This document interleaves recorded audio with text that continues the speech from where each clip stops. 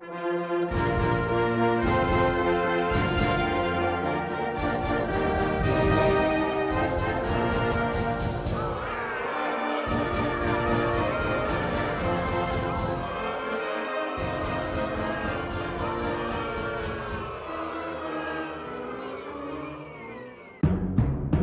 prise de la Bastille n'était qu'un jeu.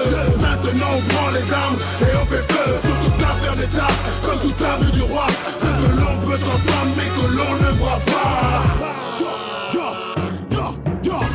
1789, année de destruction, où l'ancien régime en France est balayé par la révolution. La monarchie perd son caractère absolu, les privilèges de nobles et du clergé au profit de tiers états qui leur a mis la fièvre. Suite à des crises et des lois impopulaires, éveillant des élites influencées par les philosophes de lumière, sur des catastrophes royales, économiques ou politiques, afin d'être entretenus dans les salons ou les loges maçonniques. Car c'est ce grand seigneur le roi qui croit être un grand génie, noblesse, fortune, à rendre des places. Tout cela n'a plus aucun prix à mes yeux. Tandis que moi, mort bleu, posé dans les dossiers, montrant que l'État s'endette, le trésor vide, ne faisant de recettes jusqu'à perdre la tête. L'engagement dans les guerres, avec les crises financières, aujourd'hui c'est pire. Les émeutes éclatent dans les cités, les villes parlementaires, quand le peuple urbain crie à sa fin pour la guerre et ne veut plus se taire. La prise de la Bastille n'était qu'un jeu. Maintenant on prend les armes et on fait feu sur toute affaire d'État, comme tout abus du roi. Ce que l'on peut entendre mais que l'on ne voit pas. Le passé c'est du passé, le présent reste camouflé. Et c'est à chacun de pouvoir s'en servir pour avancer. Notre rôle est d'informer, d'avertir, d'ouvrir l'esprit à la jeunesse face aux fromageries des gouverneurs de notre pays. Mensonges et mépris, corruption au sein de la nation, telles sont des causes des malheurs publics de l'État dans lequel nous vivons. Alors que la loi est l'expression de la volonté générale, des mineurs proposent des droits de l'homme pour déclaration principale. La France va mal, et son histoire en prend les coups. Quand depuis toujours droite et gauche se battent pour avoir contre, surtout à croire qu'hier à la droite ne nous a pas assez fait de force. Pour les prochaines élections, on prend les mêmes et on commence.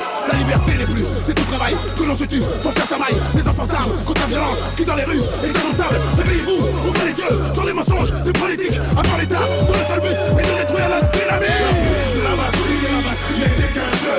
Maintenant on prend les armes et on fait feu sur toute affaire d'État, comme tout abus du roi.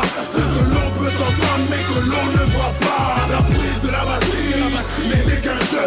Maintenant on prend les armes et on fait feu sur toute affaire d'État, comme tout abus du roi.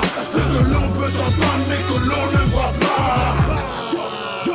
Pour le final, redoublons l'effort pour que la vérité éclate, afin de découvrir à quel point le chef d'État nous arnaque. Car sa vérité d'hier, qui ne sera jamais celle de demain, s'avère semblable, y compris pour ces politiciens. Alors que se dressent devant eux des murailles de chair humaine, dont la haine, si violente soit-elle, les pousserait à se sacrifier sans problème. Plus rien ne retient certains, personne n'oblige donc Paris à passer du serment d'Hippocrate, un serment d'hypocrite, pour le respect des religions, pour le respect des partis, croire à la victoire de nos mutineries, en l'âme de notre démocratie, qui brûle le drapeau tricolore pour mettre un terme à tant d'années de souffrance, dont les conséquences ont été pas de paix sans violence. Pour le reste, la suite, la poursuite de notre combat contre le chômage et la pénurie, l'asphyxie qu'entretient l'État. Que ces paroles soient dans aucun cas vides de sens, au contraire, car la France se perd dans un total état de guerre.